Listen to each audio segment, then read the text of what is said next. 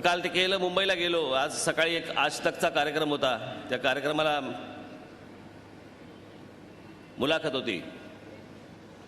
तेच प्रश्न, त्याच गोष्टी अजून सुरू आहेत.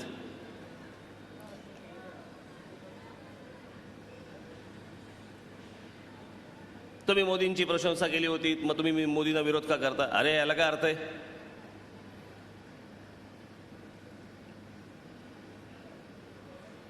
जर एखादी चुकीची गोष्ट घडत असेल तर काय त्याच्यावरती बोलायचं नाही की सतत चांगलंच बोलायचं?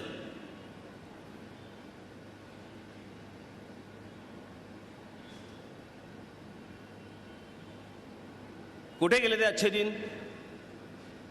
100 दिवसामध्ये पण अच्छे दिन आणणार होते. 100 दिवसात 500 दिवस झाले, पत्ता नाही.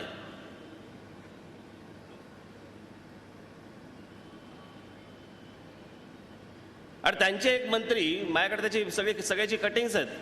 त्या दिवशी मी माझ्या कुठच्याही भाषणामध्ये मी सांगितलं, तोमर नावाचे खाण मंत्री आहेत भारतीय जनता पक्षाचे केंद्रीय मंत्री. काय म्हणाले? अच्छे दिन येतील किंवा अच्छे दिन आएंगे असं आम्ही कधी म्हटलंच नव्हतं. घ्या, ते म्हणे सोशल मीडियाने चालवलेली गोष्ट होती, आम्ही कधी म्हटलं नव्हतं असं भारतीय जनता पक्षाचे केंद्रीय मंत्री आता स्वतः म्हणतायत. आधी काय म्हणतायत, नंतर काय म्हणतायत, याच्यावर बोलायचं नाही, याच्यावर टीका नाही करायची. ते त्यांचे अमित शहा काय सांगतायत? म्हणे अच्छे दिन यायला, भारतामध्ये यायला 5 वर्ष नाही म्हणे, 25 वर्ष लागतील. अरे तुम्ही आधी 100 दिवस बोलला होतात, आता 25 वर्ष म्हणताय. म्हणजे पिढ्याच्या पिढ्या ह्यांच्या काय पायाशी घालायच्या का आम्ही? त्यांना 25 वर्ष पाहिजेत, ह्यांना इथे 20 वर्ष दिली शिवसेना भारतीय जनता पक्षाला इथे कल्याण डोंबिवलीमध्ये. काही नाही, वाटोळं.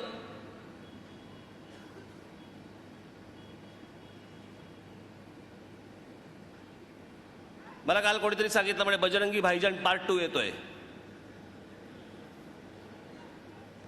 ज्याच्यामध्ये सलमान खान नरेंद्र मोदींना भारतात घेऊन येतात.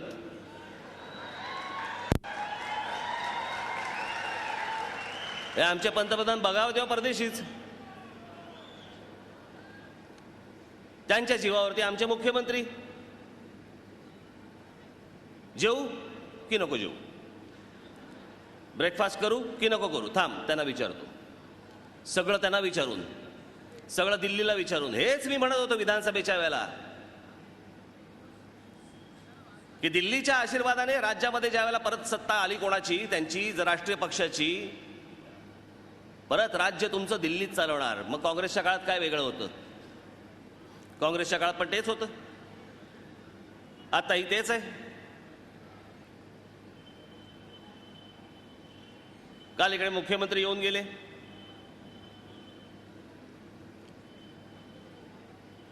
त्यांनी भाषण केलं आणि जाता जाता त्यांनी भाषणाच्या शेवटी सगळ्यांना सांगितलं, राष्ट्रीय स्वयंसेवक संघाबद्दल बोलले. संघाबद्दल आम्हालाही अभिमान आहे, आम्हालाही आदर आहे. पण तुम्ही जसे बोलता तसे तुमचे खालचे लोक वागतायत का? जे प्रश्न आम्हाला विचारले जातात, आम्ही तुम्हाला विचारतो की तुमची लोक खाली वागतायत का तसे? मी आत्ता इथे डोंबिवलीत आलो असताना मला आत्ता दुपारी संध्याकाळी मला काही संघाचे लोक येऊन भेटून गेले आणि त्यांनी मला सांगितलं की हे आम्ही तुम्हाला कागदपत्र देतोय, तुम्ही सभेमध्ये हे बोला, मांडा.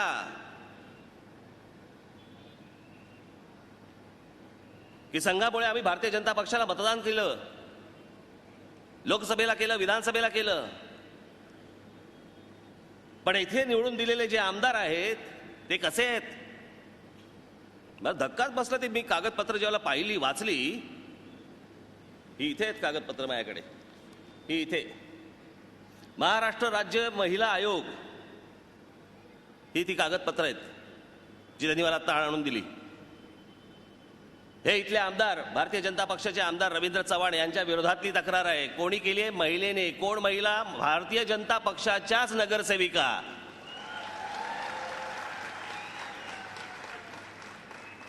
भारतीय जनता पक्षाच्या नगरसेविकेने तक्रार केलेली आहे. हे पत्र कोणाला लिहिलं आहे? अमित शहाना. की आम्हाला घाणेरडे मेसेज पाठवले जातात, अश्लील मेसेज पाठवले जातात.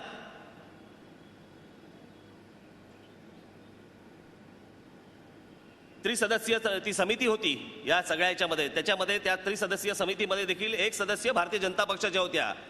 राग काढण्याचाही भाग नाही. हे वरती बोलतायत काय, खालती घडतंय काय, मला कोणाच्या वैयक्तिक आयुष्यात डोकावण्याची इच्छा देखील नाही. पण हा कुठचा प्रकार आहे? तुम्ही वरवरती येऊन तुम्ही सांगाल की आम्ही हे देऊ, आम्ही ते देऊ, 6,500 कोटी रुपये देणार म्हणे कल्याण डोंबिवलीला. यांच्या खिशाला भोक, खिसा फाटलेला, देणार कुठून पैसे? आहेत कुठे पैसे यांच्याकडे?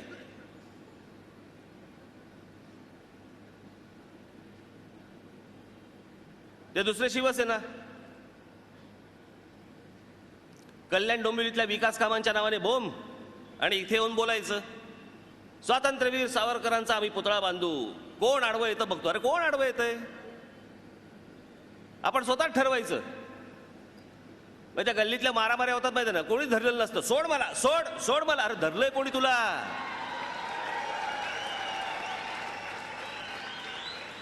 आपले एकट्याच ओरडत असतात, धर सोड मला, सोड मला. अरे सोडतो, सोडलेलाच आहे तुला. 20 वर्ष सत्ता होती, 20 वर्षामध्ये स्वातंत्र्यवीर सावरकर नाही आठवले?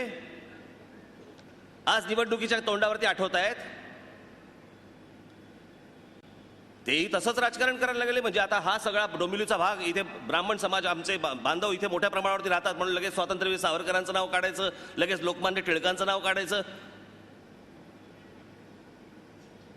कामं सांगा, कामं दाखवा.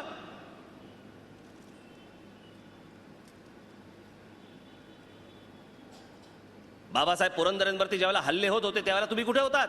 का गप्पा बसलात? या भारतीय जनता पक्षाने ठरवलं आल्यावरती की बाबासाहेब पुरंदरेंना महाराष्ट्र भूषण पुरस्कार द्यायचा म्हणून. राष्ट्रवादी काँग्रेसची आणि सगळी ती मंडळी बाबासाहेबांवरती तुटून पडली होते. भारतीय जनता पक्षाचा एक माणूस बोलायला तयार झाला नाही, ना शिवसेनेचा एक माणूस बोलायला तयार झाला. बाबासाहेब पुरंदरेंच्या बाजूने उभा राहिलो मी, माझी महाराष्ट्र नवनिर्माण सेना, ती त्यांच्या बाजूने उभी राहिली. माणसाने आमच्या शिवछत्रपतींचा साठी म्हणून आयुष्य घालवलं. त्या माणसाच्या आज या 94व्या वर्षी तुम्ही त्यांना हे दिवस दाखवता? राष्ट्रवादी काँग्रेसला तर दुसरं काही जातीचं राजकारण सोडून दुसरं काही जमतच नाही त्यांना. आणि या सगळ्या गोष्टींना शरद पवारांसारखे एक वयोवृद्ध नेते त्याला ते पाठिंबा देतात, ते खतपाणी घालतात. दुर्दैव महाराष्ट्राचं.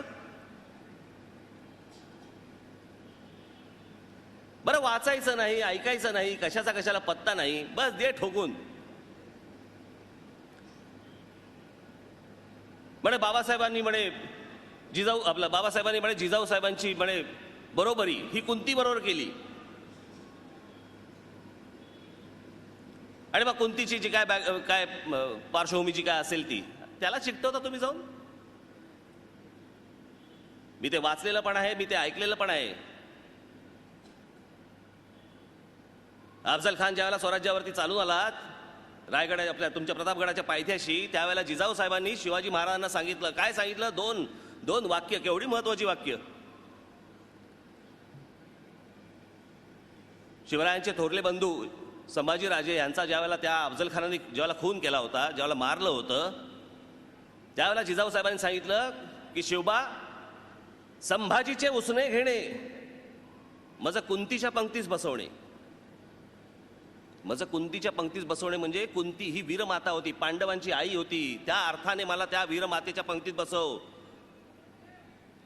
मागचा पुढचा कसलाही विचार करायचा नाही, दे ठोकून आपलं आणि विरोध करायचा. त्यावेळेला नाही कोणी देवेंद्र फडणवीस उभे राहिले, ना भारतीय जनता पक्ष कोणी बोलायला उभं राहिलं, ना शिवसेनेचा कोणी माणूस उभा राहिला, कोणी नाही.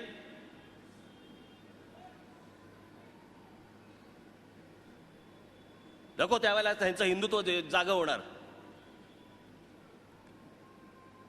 गुलाम अलीला विरोध, ज्यावेळेला त्या ओवेसीने ज्यावेळेला मुंबईला मोर्चा काढला होता, आझाद मैदानवरती मोर्चा काढला, आणि आझाद मैदानवरती मोर्चा काढला तिथे आमच्या पोलीस भगिनी, ते जे मुसलमान सगळे जे तिकडे आले त्या लोकांनी तिथल्या आपल्या पोलीस भगिनींना गर्दीत आतमध्ये खेचलं आणि त्यांच्यावरती हात टाकलेत. कोणी उठलं नाही त्यावेळेला, कोणी बोललं नाही त्यावेळेला, ना भारतीय जनता पक्ष ना शिवसेना, काही नाही. त्यांच्या विरोधामध्ये मोर्चा काढला, महाराष्ट्र नवनिर्माण सेनेने मोर्चा काढला त्यांच्या विरोधामध्ये. आम्ही उभे राहिलो त्यांच्या विरोधात. कुठे होते? आता निवडणुका आल्या की आपल्या ह्यांचा हिंदुत्व आठवतोय ना. निवडणुकीच्या तोंडावरती या सगळ्या गोष्टी सुचतात ना. का दाखवणार काय आता? दाखवू काहीच शकत नाहीत, म्हणून होर्डिंग लावायची. एक मत बाळासाहेबांना. वा रे वा. तुमच्या विकास कामांना नाही, विकास कामं दाखवा. आता काही दाखवायला नाही म्हणून भावनेचा आधार घ्यायचा आणि बाळासाहेबांचं नाव पुढे करायचं आणि त्यांच्या नावावरती मतं मागायची. दुसरं करणार काय? दुसरं काहीच करू शकत नाहीत. मला जे तुमच्या समोर मांडायचंय, मला जे आज आपल्या समोर जे ठेवायचंय, जे आहे ते सत्य आपल्या समोर ठेवायचंय. मी आज इथे तुम्हाला जे प्रेझेंटेशन देणार आहे, मी तुम्हाला जे काही गोष्ट दाखवणार आहे, एक 10-15 मिनिटात तुम्हाला दाखवणार आहे. एक झलक आहे ती, झलक. मी सगळं काम दाखवत नाहीये, पण झलक आहे ती. झलक मला आपल्यासमोर ती दाखवायची आहे की बाबांनो, किती कमी काळामध्ये कुठच्या प्रकारचं काम घडू शकतं, कुठच्या प्रकारचं काम केलेलं आहे, हे आपल्यासमोर मला दाखवायचंय. त्याच्यानंतर आपण आपला विचार करावा.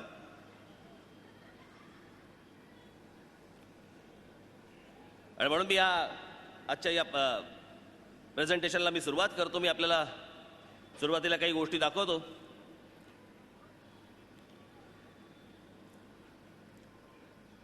मी मुद्दामून नाशिकमधल्या गोष्टी आपल्याला दाखवतोय की ह्या ज्या गोष्टी केल्या आहेत, मी काल सांगितलं ना, हे काही रॉकेट सायन्स नाहीये. ही फक्त इच्छाशक्ती आहे की माझ्या महाराष्ट्रातली शहरं कशी घडली पाहिजेत, कशी मोठी झाली पाहिजेत, याचा एक थोडक्यात लेखाजोखा तुमच्यासमोर मी फक्त मांडतोय. थोडक्यात हे जे तुम्हाला दाखवतोय, ह्यातली अनेक कामं पूर्ण झाली आहेत, बरीचशी कामं चालू आहेत, बरीचशी कामं होणार आहेत. पण तुम्हाला सुरुवातीला मी काल सांगितल्याप्रमाणे थोडासा सुरुवातीला आपल्याला अंदाज घेण्यासाठी म्हणून मी काही गोष्टी, त्याची जी बाबा काय किती वेळात झालं, काय झालं, हे म्हणून मी आपल्याला मुद्दामून दाखवणार आहे. 2012, 13, 14, 15, आता 15 सुरू आहे. 2012ला 15 मार्च 2012ला नाशिकची सत्ता हातामध्ये आली. त्याच्यानंतर 5 जून 2012 या दिवशी आयुक्तांची नेमणूक झाली महानगरपालिकेला. तोपर्यंत आयुक्त नाही आहेत. 2014च्या एप्रिल आणि मेच्या दरम्यान आयुक्त गेले. काँग्रेस राष्ट्रवादीचं सरकार होतं. कामं चांगली आणि जोरात सुरू आहेत, त्याच्यामुळे मध्ये आयुक्तच दिले नाहीत. किती महिने? 7 महिने आयुक्त दिले नाहीत. कोणत्या फाईलीवरती सह्या व्हायला तयार नाहीत, कुठची कामं पुढे व्हायला तयार नाहीत, काहीच होईना. 7 महिने गेले. त्याच्यानंतर हे दुसऱ्या आयुक्तांची नेमणूक झाली ती 10 नोव्हेंबरला. 3.5 वर्षात केवळ 33 महिने आयुक्त नेमले गेले. 33 महिने. उरलेल्या 11 महिन्यात निर्णयक्षम आयुक्त नव्हते. हातात राहिले 33 महिने. या 33 महिन्यात कोणती कामं केली आहेत त्याचा थोडक्यात लेखाजोखा मी आपल्यासमोर मांडतो आहोत. तो आपण पाहावा. त्याच्यानंतर आपल्याला अंदाज येईल की साधारणपणे शहरात कशा प्रकारची कामं घडू शकतात, कशा प्रकारची कामं होऊ शकतात. आमच्या माता भगिनींना, आमच्या तरुणांना, आमच्या तरुणींना काय काय गोष्टींची अपेक्षा आहेत. आमच्याकडचे जे वयोवृद्ध लोक जे आहेत त्यांना काय गोष्टींची अपेक्षा असते, काय हवं असतं, आणि त्याचा एक अंदाज बांधून म्हणून मी आपल्यासमोर हे प्रेझेंटेशन सादर करतोय. आसाराम बापू ब्रिज, त्याचा आसाराम बापूशी काही संबंध नाही, त्याला आसाराम बापू ब्रिजच म्हणतात. त्यांचा आश्रम आहे तिकडे, पण त्याला ते नावच पडले तिकडे. ते बदलू आपण आता.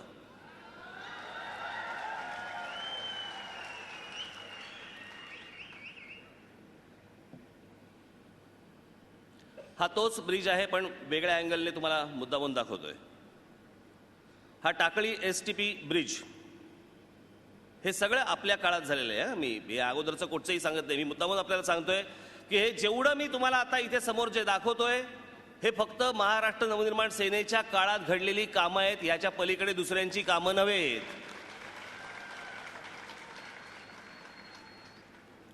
हा संगम ब्रिज, हा पेठ रोड, हा Dindori road.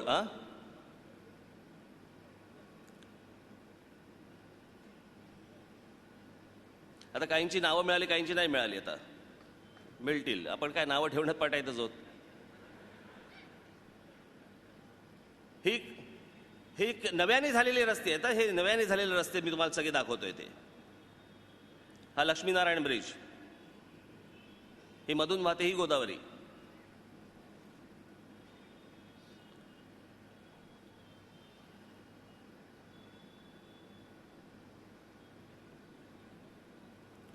RTO corner Peth road, highway Dindori link road,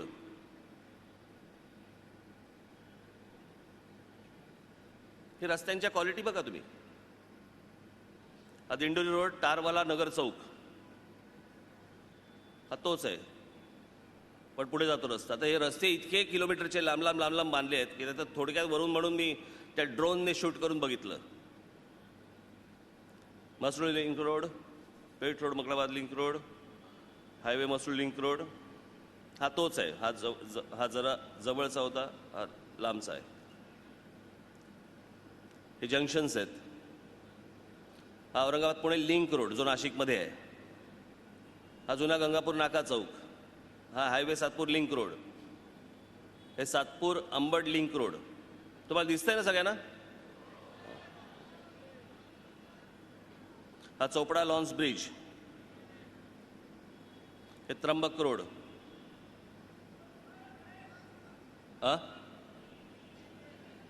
काय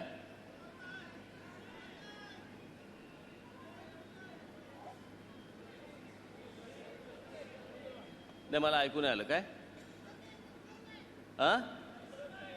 दिसत नाही? आता मी काय करू? मी विरोधकांचं समजू शकतो की दिसत नाही, पण तुम्हालाही दिसत नाही.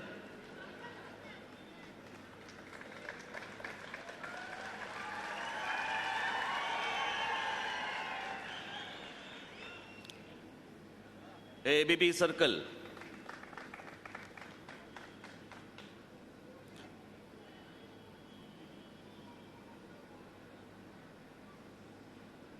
हे गोदा घाटावरलं सुशोभीकरण आता सिंहस्थाच्या वेळेचं.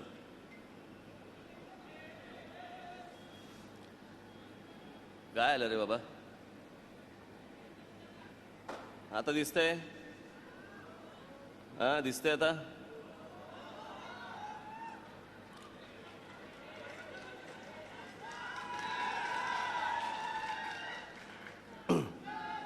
आता मागे करायला लावू नका मला परत, तिकडे दिसलं नव्हतं म्हणून. हे गोदावरी, हे जे मी तुम्हाला आता दाखवतोय, हे आपण करत असलेलं गोदा पार्क नव्हे. हे सहज संध्याकाळी गोदावरीच्या किनारी आपल्याला, हे अजून काम सुरू आहे तिकडे. आता हे गोदावरीच्या किनारी लोकांना संध्याकाळचं फिरता यावं, सकाळचं फिरता यावं, याच्यासाठी केलेला हा मोठा पाथ आहे.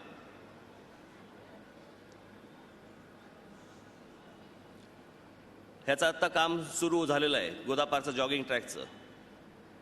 हे गोल्फ क्लबला ओपन जिम, हे सगळे ओपन जिम आहेत. अनेक ठिकाणी ओपन जिम आपण केलेले आहेत.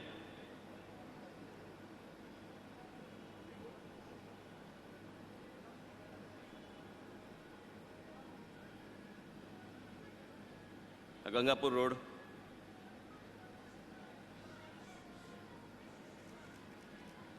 हे शंकर लॉन्स रोड, हा पर्यायी शाही मार्ग,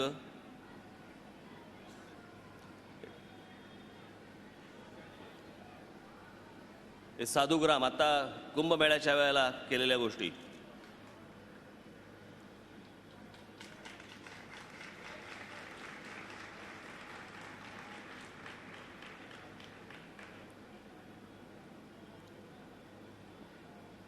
हे प्रवेशद्वार केलं होतं त्या कुंभमेळ्याच्या वेळेला. हे कृष्णनगर सायकल सर्कल, हे मधले आयलँड्स आहेत. हे बघा एबीपी सर्कल, मोदींनी सांगितलं योगा करा, म्हटलं योगा. हे शहीद चौक गंगापूर रोडचं,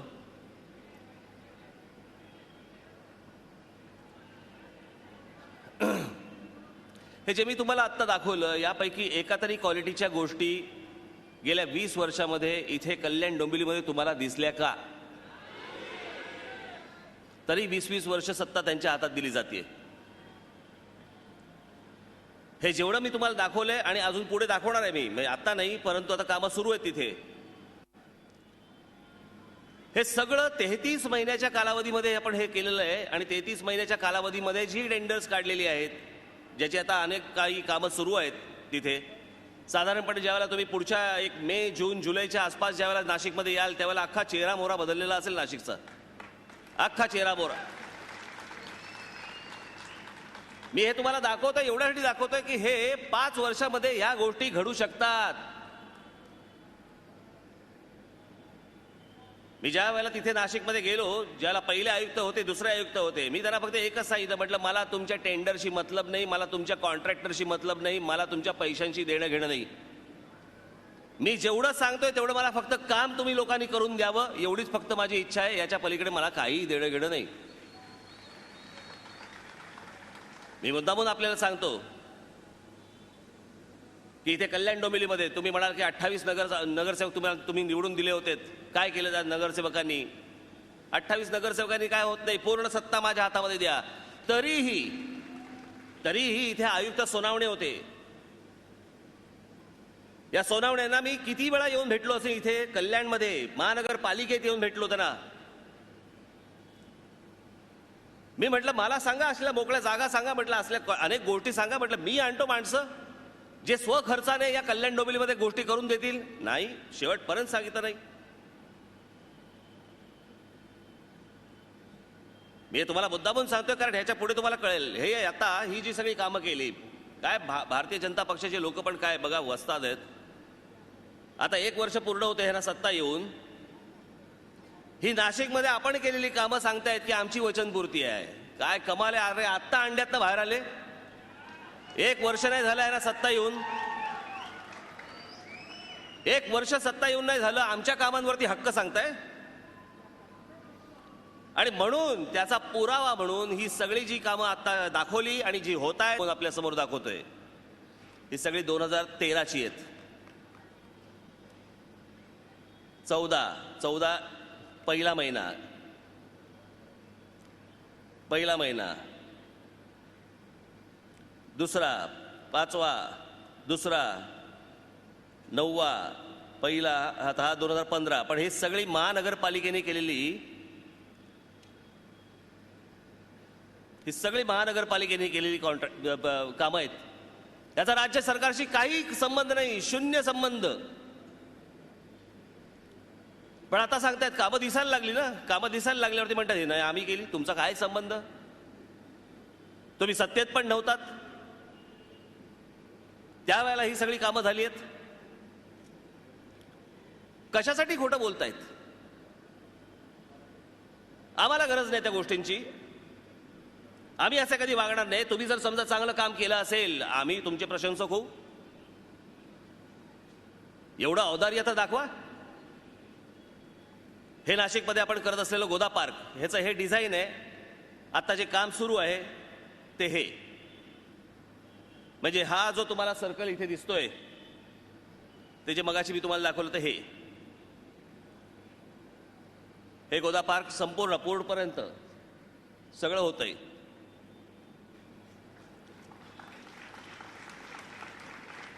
त्याचं आत्ता काय परिस्थिती आहे, त्याचं लेआउट ड्रॉइंग काय आहे ते पण तुम्हाला दाखवतोय.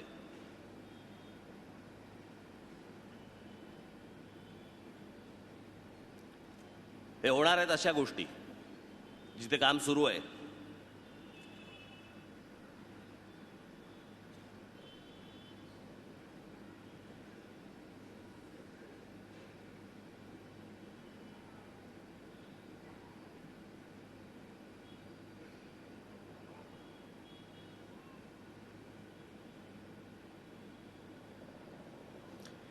हे गोदा पार्क, हे जे तुम्हाला दाखवलं ते गोदा पार्क. आता हे गोदा पार्क माझ्या बरेच दिवस त्या एकही दिवशी मी त्या एका ब्रिजवरनं मी जात असताना मला असं वाटलं की या गोदावरी नदीच्या दोन्ही तीरांवरती उत्तम जर चांगलं पार्क आपण उभं करू शकलो म्हटलं इथल्या लोकांना किती म्हटलं आनंद होईल. विचार करता करता मी आमचे आर्किटेक्ट लावले, त्यांच्याकडे डिझाईन घेतलं आणि एके दिवशी मी मुकेश अंबानींना भेटलो. म्हटलं मुकेश भाई असं असं आहे आणि म्हटलं मला एक पार्क करायचं आहे म्हटलं नाशिकला, गोदा पार्क. म्हटलं अगदी गोदावरी नदीला लागून आहे म्हटलं, आणि तुमचा जो म्हटलं CSR फंड असतो म्हटलं त्या CSR फंडामधनं म्हटलं मला तुम्ही मदत करावी, इथे हे पार्क मला उभं करून द्यावं. मुकेश अंबानींनी ते सगळी डिझाईन वगैरे सगळं पाहिलं, ते डिझाईन वगैरे सगळं पाहिल्यानंतर मला बोलले की ठीक आहे, काम सुरुवात करा. आणि मुकेश अंबानींनी या कामाला संपूर्ण फंड हा मुकेश अंबानींनी या कामासाठी, गोदा पार्कसाठी म्हणून त्यांनी दिला. कारण ज्या वेळेला एक कंपन्या ज्या वेळेला काम करतात तिथे पैसे खायला वाव नसतो. इतर राजकीय पक्ष करणार नाहीत, या सगळ्या लोकांकडे जाणार नाहीत. कारण तिकडे जर गेले पैसे कसे खायचे. महानगरपालिकेच्या टेंडर बंद पैसे काढता येतात, महानगरपालिकेबंद हे सगळे अशी कामं काढायची मोठी मोठी, त्याशिवाय यांना जमत नाही. म्हणून या लोकांकडे कोणी जात नाही. हे झाल्यावरती तिकडे एक आपल्यापैकी काही जण गेले असतील, तिकडे पांडव लेणी आहे. आपण नाशिकला जात असताना हायवेच्या उजव्या बाजूला एक पांडव लेणी आहे, मोठा डोंगर आहे आणि त्याच्या पायथ्याशी मोठी जमीन आहे, वन खात्याची जमीन. मी एके दिवशी गेलो, म्हटलं अरे ही इतकी सुंदर जमीन आहे म्हटलं, पण वन खात्याचं लक्ष नाही. मग मी तिकडे एके दिवशी कोणते आपले काय नाव त्यांचं,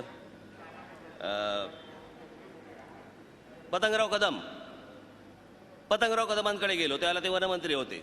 त्यांना सांगितलं, म्हटलं अहो अशी अशी जागा आहे म्हटलं, इथे जर आता जर म्हटलं लक्ष दिलं गेलं नाही तर इथे झोपड्या होतील म्हटलं, आणि एवढी चांगली सुंदर जागा म्हटलं हातातनं निघून जाईल.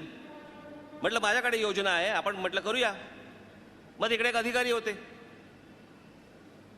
मग त्या अधिकाऱ्यांनी मला विचारलं, याच्या आधी असे कुठे झाले आहे काय? अरे गधडे, नसेल झालं ना कर ना, मग आपण उदाहरण निर्माण करू ना. नाही, पुढे काही नाही. सरकार बदलल्यानंतर तिकडे वन विभागात, वन खात्यावरती माझे मित्र सुधीर मुनगंटीवार आले. मी मुनगंटीवारांकडे गेलो, हे सगळं त्यांच्यासमोर ठेवलं.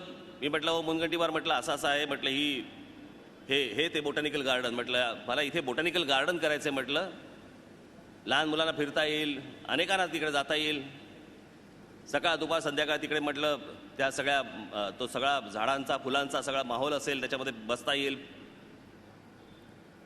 मी म्हटलं वन खात्याकडे जमीन ठेवा, म्हटलं डेव्हलप करायला माझ्याकडे द्या, महानगरपालिकेकडे द्या. 1-2 मीटिंग नंतर त्यांना समजलं की हे काय घडू शकतं आणि काय होऊ शकतं ते. मी म्हटलं महानगरपालिका म्हणून म्हटलं आम्ही हे डेव्हलप करतो.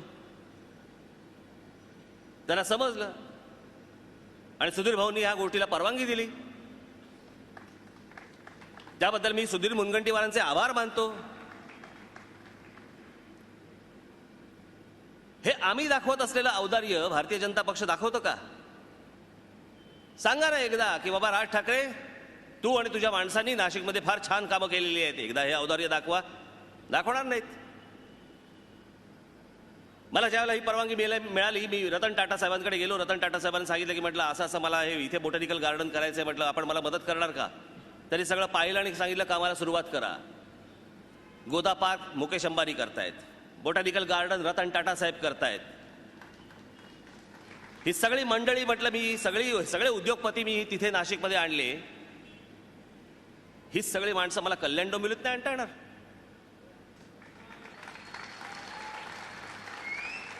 आनंदाने येतील, का नाही येणार? मग हे बोटॅनिकल गार्डन, ही ती जागा पांडव लेण्यांच्या खालची, इतकी सुंदर जागा आहे ती. आज जर त्याला जर नीट करायला घेतलं नसतं. आणि पहिली गोष्ट तुम्हाला सांगतो, हे स्वप्न नव्हे, इथे भूमिपूजन झालं आणि कामाला सुरुवात झालेली आहे.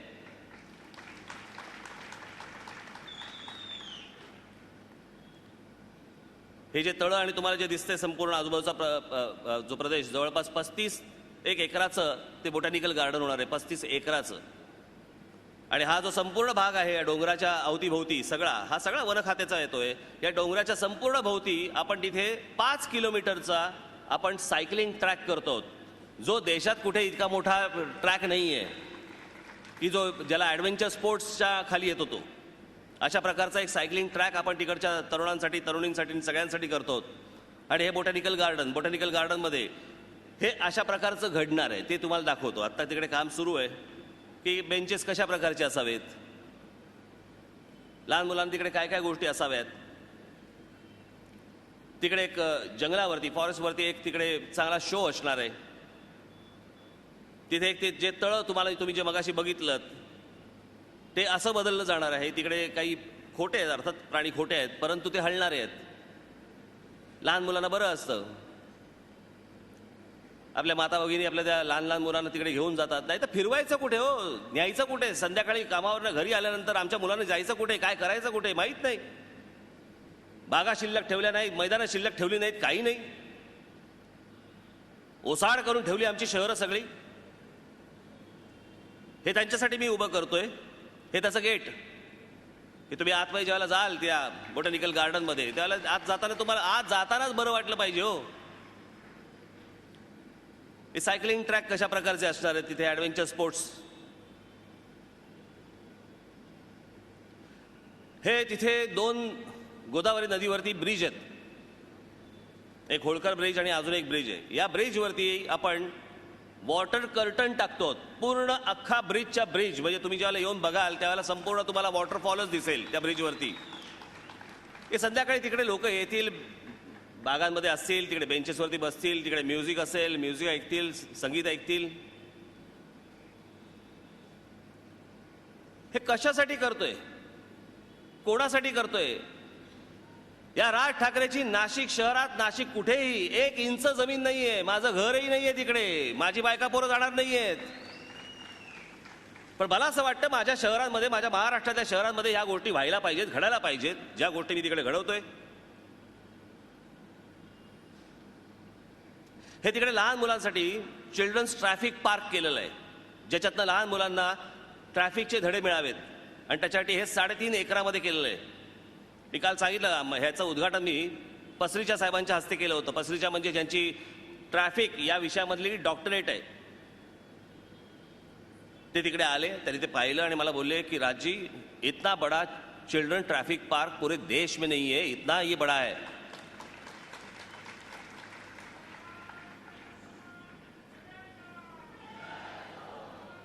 हे बांधून झालंय. रोज तिथे मुलं येतात, अनेक शाळांमधली मुलं तिकडे येतात, शाळा स्वतः घेऊन येतात, त्या मुलांना घेऊन येतात. महानगरपालिकेने ही संपूर्ण जागा दिली. आनंद महिंद्रासारख्या व्यक्तीने संपूर्ण फंडिंग केलं की हे चिल्ड्रन्स ट्रॅफिक पार्क आम्ही बनवणार. त्यांनी हे फंडिंग केलं. आणि तिकडे नाशिक फर्स्ट नावाची संस्था आहे, त्यांनी पुढाकार घेतला.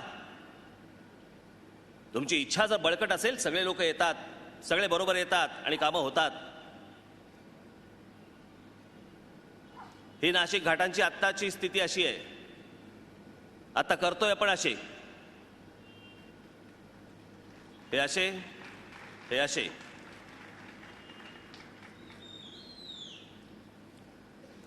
जवाहरलाल नेहरू पुनरुत्थान घरकुल योजनेअंतर्गत 300 घरं दिली गेली. 300 आतापर्यंत. मी हे सगळ्यात फक्त 33 महिन्याचा कालावधी तुम्हाला सांगतोय. 33 महिन्याचा. ज्या लोकांना घरं नव्हती त्या लोकांना घरं दिली गेली. इथे सगळे येऊन सांगतायत गेली 20-20 वर्ष वचननामे काढतायत आणि सांगतायत की आम्ही म्हाडासारखी घरं देऊ. कुठे आहेत? 20 वर्षात नाही देऊ शकलात. 20 वर्षात काही उभं करू शकला नाहीत. आणि मी हे जे तुम्हाला सांगतोय हे फक्त केवळ 33 वर्षात, आपलं 33 महिन्यात. या 33 महिन्यामध्ये तुम्ही म्हणाल की अरे बाबा घरं कुठे आहेत? ही घरं, या इमारती आपण बांधल्या आहेत. माझ्या हस्ते, माझ्या हाताने त्या सर्व घरातल्या सगळे ते जे लोक होती त्यांना मी माझ्या हस्ते चाव्या दिलेल्या आहेत. ती राहायला पण गेली लोक. या त्या रूम्स, ही ती घरं.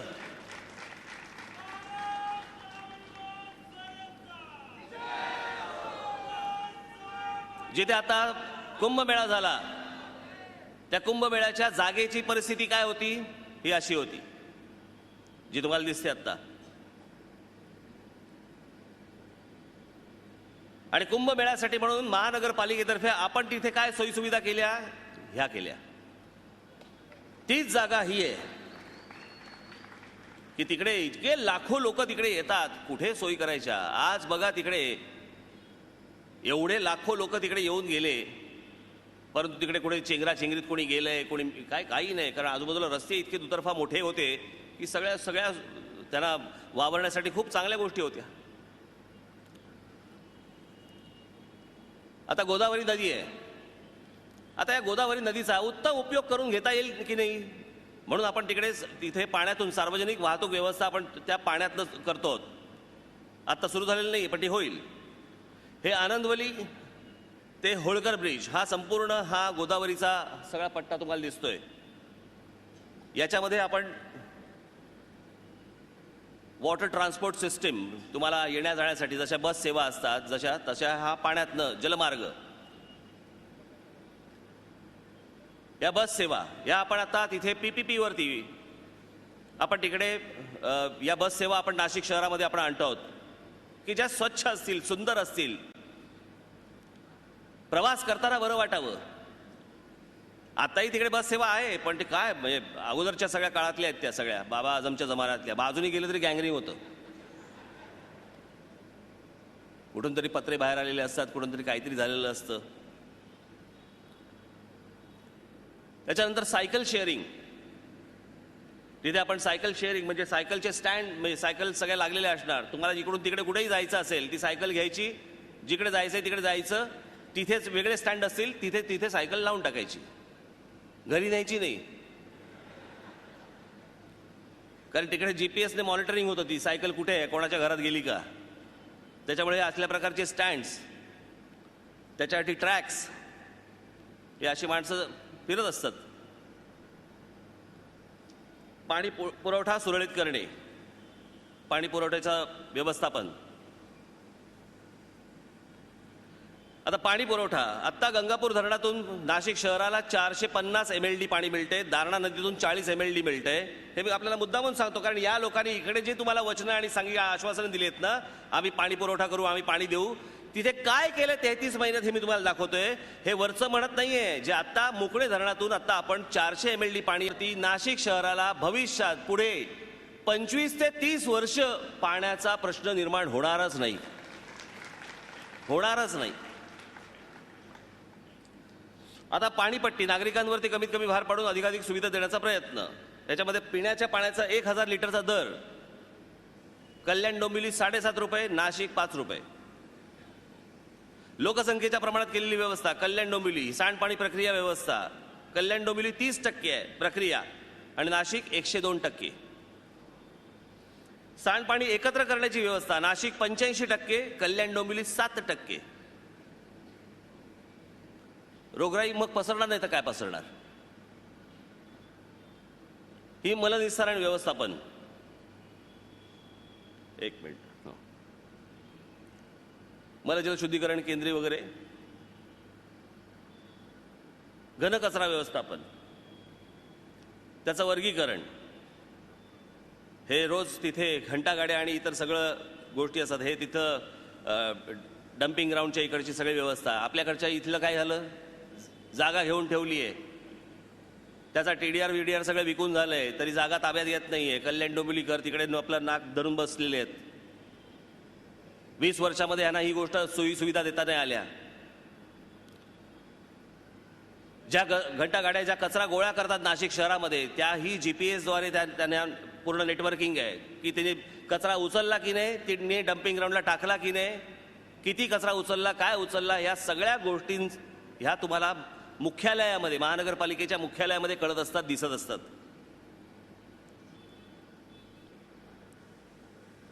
हे इथून उचललं का आणि तिथे नेला कसा. ही आता सध्या घंटागाड्या कुठे कुठे आता आहेत ह्या तुम्हाला दिसू शकतात. फक्त महानगरपालिकेच्या कार्यालयामध्ये बसून तुम्हाला कळू शकतं हे व्यवस्थापन. नाशिक स्मार्ट, तुमचं स्मार्ट ॲप, आपण एक ॲप काढलाय जो तुम्ही ॲप तुमच्या मोबाईल फोनमध्ये ठेवू शकता तिथे, आणि तुम्हाला रोज या सगळ्या गोष्टी तिथे कळू शकतात. हे तुम्हाला अगदी थोडक्यात या सगळ्या गोष्टी मी तुम्हाला सांगतोय. पण कुठपर्यंत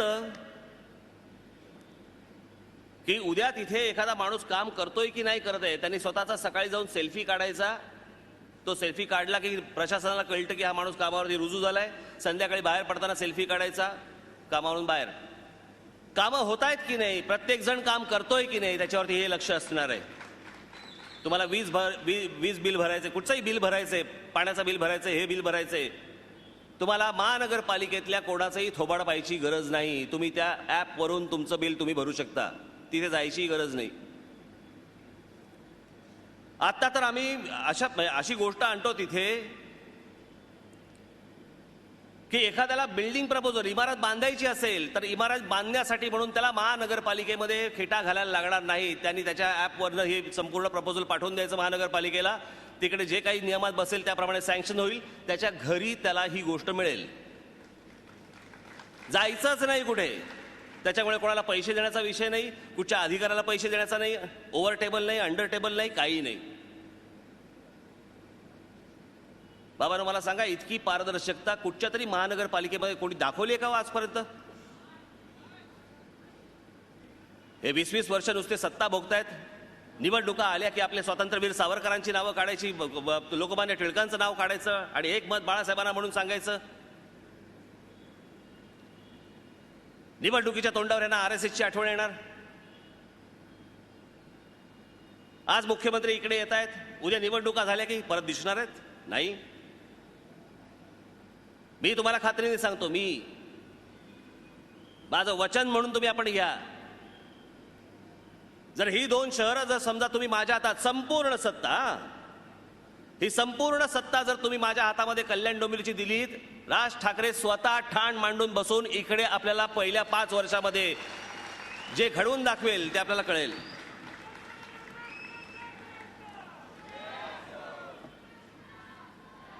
कोण सर्टिफिकेट देतं त्याच्यावरती पण महत्व आहे. आता इकॉनॉमिक टाइम्सने सर्वे केला. टायर 2 सिटीज ज्या आहेत, ज्याच्यामध्ये सगळं नाशिक, बडोदा वगैरे वगैरे सगळे, कल्याण डोंबिवली बिंबिवली सगळे येतात त्याच्यामध्ये. इकॉनॉमिक टाइम्सने केलेला सर्वे आहे, मी काय केलेला नाहीये. पण त्यांनी जो सर्वे केलेला आहे त्याच्यामध्ये त्यांनी असं दिलेलं आहे, best tier 2 cities to invest. कुठे तुम्ही इन्व्हेस्टमेंट करावी अशा कोणते शहरं आहेत, त्याच्यामध्ये 2 नंबरला नाशिक शहर आहे. 2 नंबरला. हे माझं मी नाही, हे इकॉनॉमिक टाइम्स सांगतंय. का नाही याच्यामध्ये कल्याण डोंबिवली? 20-20 वर्ष हातामध्ये सत्ता दिल्यानंतर देखील या जर गोष्टी होत नसतील आणि कोणाला जर वाटत नसेल की इकडे येऊन आम्ही पैसे गुंतवावेत, या शहरामधली माणसं फक्त कामाला मुंबईला जातात आणि झोपायला फक्त कल्याण डोंबिवली देतात.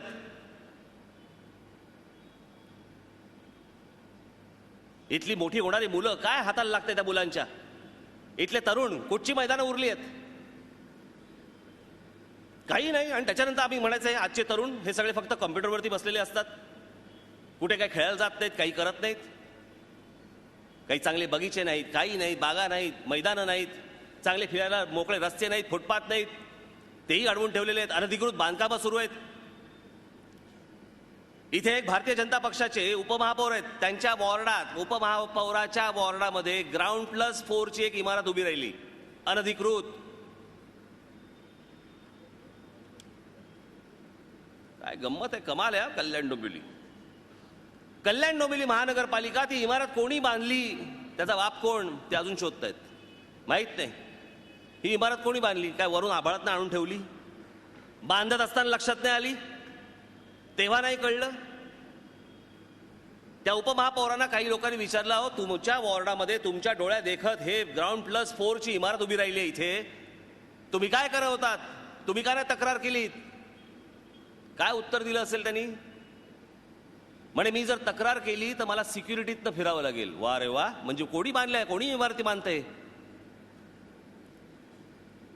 सगळ्या बाजून या शहरांची या लोकांनी वाट लावून ठेवली. नुसतं दिसतात तिकडे आपल्याला झोपडपट्ट्या उभ्या करायच्या आणि त्याच्यानंतर त्या SRAच्या खाली आणायच्या. सगळे बिल्डर फक्त मोठे होत आहेत, तुम्ही सडताय. आम्हाला वावरायला जागा मिळत नाही, आम्हाला फिरायला काही जागा मिळत नाही, फुटपाथवर आम्हाला चालता येत नाही, फेरीवाल्यांनी अडवून ठेवलेलं आहे, अनधिकृत फेरीवाल्यांनी, ते आम्हाला उठवता येत नाही. नाशिक शहरामध्ये ज्यावेळेला मी अनधिकृत बांधकाम पाडायचं ज्यावेळेला काम सुरू केलं, मी त्याला सांगितलं, आयुक्तांना सांगितलं, महापौरांना सांगितलं, महाराष्ट्र नवनिर्माण सेनेच्या देखील कोणाचं जर समजा अनधिकृत बांधकाम तिकडे असेल, पहिल्यांदा पाडून टाकायचं, कोणाचाही विचार नाही करायचा.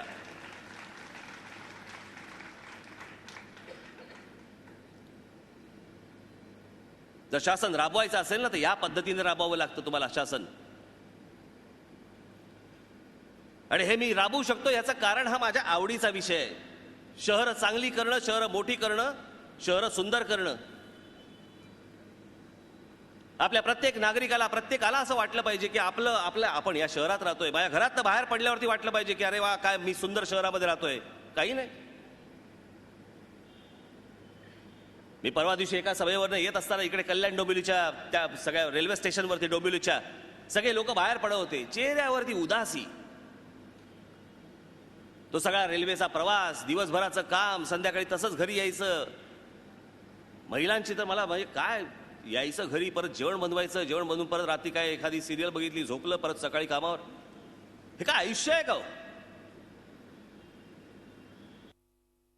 आणि हे आयुष्य असं जगण्यासाठी म्हणून तुम्ही ह्या लोकांच्या हातामध्ये सतत सत्ता देत राहणार आहात का?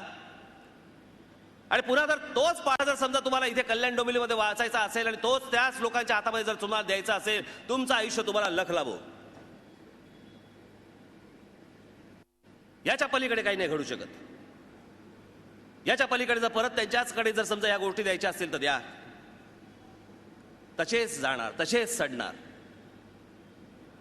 कारण ह्यांना फक्त सत्तेतून पैसा आणि पैशातून सत्ता, एवढी फक्त दोनच समीकरणं यांना माहिती आहेत. कुठून आला हो आता हा सगळा? भारतीय जनता पक्षाकडे आणि शिवसेनेकडे हा सगळा पैसा कुठून आला? कुठला पैसा रोजच्या रोज ओततायत? किती पैसा ओततायत रोजच्या रोज? हेच पूर्वी सांगायचे की काँग्रेसवाले निवडणुका जिंकतात कशाच्या जीवावर, म्हणे पैशाच्या जीवावरती. आता हेच करायला लागले. यांच्यात आणि त्यांच्यात निवडणुकीच्या आधी वेगळं बोलायचं, निवडणुकीच्या नंतर वेगळं बोलायचं. त्या दिवशी ते अरुण जेटली आले भारतीय जनता पार्टीचे आणि ते बोलले की अशा भारतामध्ये म्हणे 100 बारामती तयार झाल्या पाहिजेत. बारामती? आता बारामती आठवली तुम्हाला? जे नरेंद्र मोदी महाराष्ट्रात येऊन म्हणत होते की ही पवार कुटुंबाची संपूर्ण दादागिरी ही महाराष्ट्रातनं उखडून टाका, नष्ट करा. सत्तेवरती आल्यावरती तेच नरेंद्र मोदी बारामतीला येतात आणि म्हणतात की मी महिन्यातनं 3 ते 4 वेळा शरद पवारांना फोन करतो आणि त्यांचा सल्ला घेतो. अरे काय चाललंय काय हा प्रकार? निवडणुकीच्या आधी काही तुम्ही वेगळं बोलता आणि लगेच निवडणुकीनंतर तुम्ही वेगळे वागायला लागता. हा कुठचा प्रकार आहे? ह्याच निवडणुकीच्या तोंडावरती येऊन तुम्हाला वाटेल ते भावनिक गोष्टी सांगतात, भावनिक आव्हानं करतात, वाटेल त्या गोष्टी येऊन सांगतात. मी तुम्हाला वाटेल त्या गोष्टी सांगणार नाही.